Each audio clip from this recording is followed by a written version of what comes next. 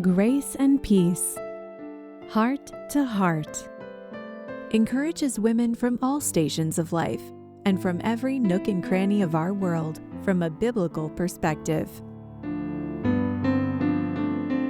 Learning to be content. The more challenging our circumstances, the more difficult it is for us to be content. The children of Israel were restless during their hard trek across the wilderness, and their lack of contentment caused them to fall into sin. They complained that God was unfair to them.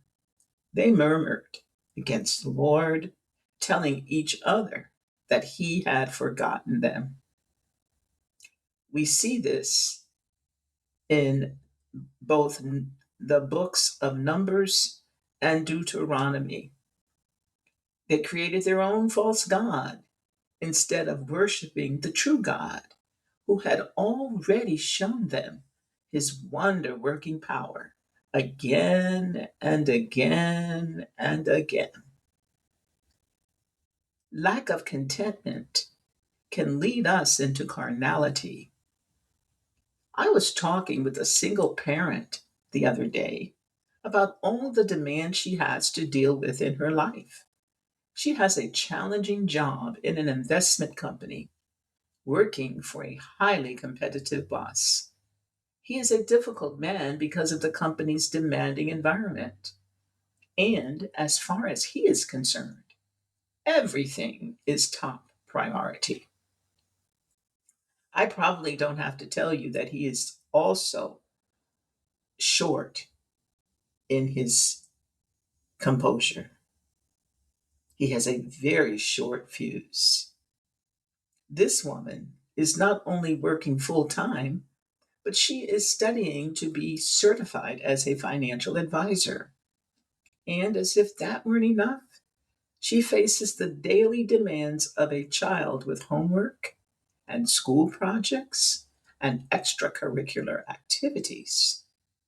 This woman is committed to excellence, but she is nearly overwhelmed by her many responsibilities.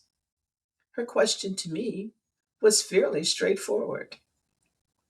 What should I do? I cannot meet the demands, yet I have to work. I have to provide. Is there another way? There are several other ways, I told her. Let's take a look at them. First of all, could you live with less money? Could you find another job that pays less, requires less of you, and still gives you the benefits you now receive? Another question, is there any other profession you would like to do until your child is older? Maybe you could substitute teach so you could be with your child. There was a moment of silence on the line.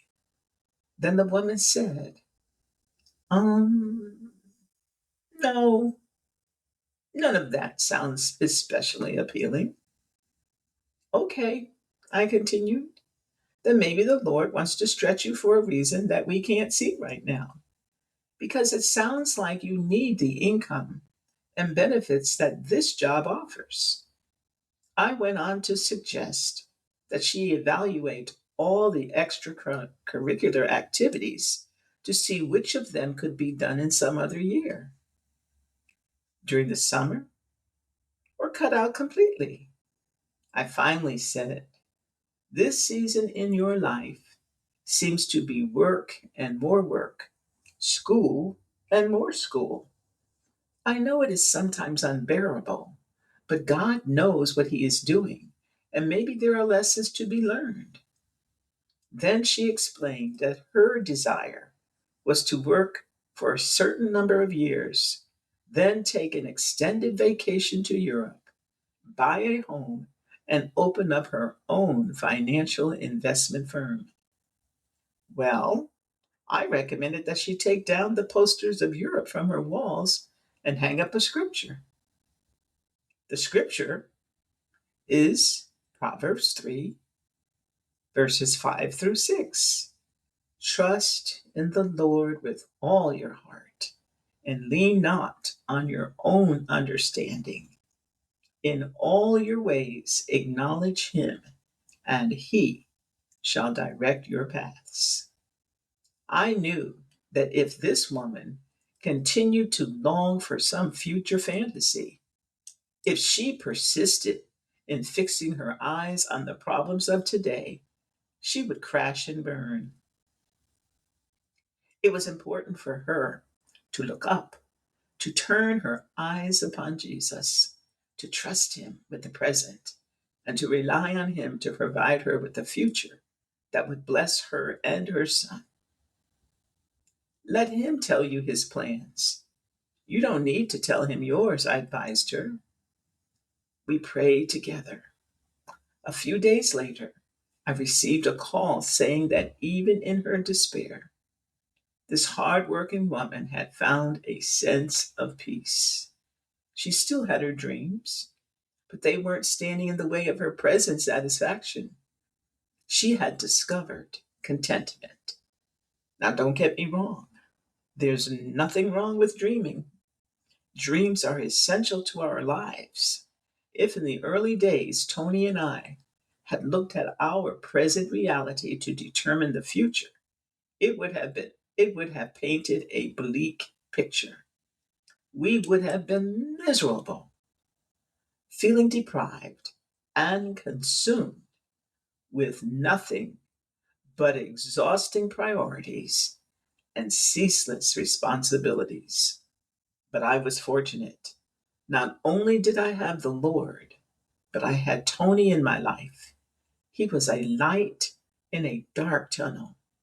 He has always dreamed, and he has taught me to dream too, and to have hope for the future.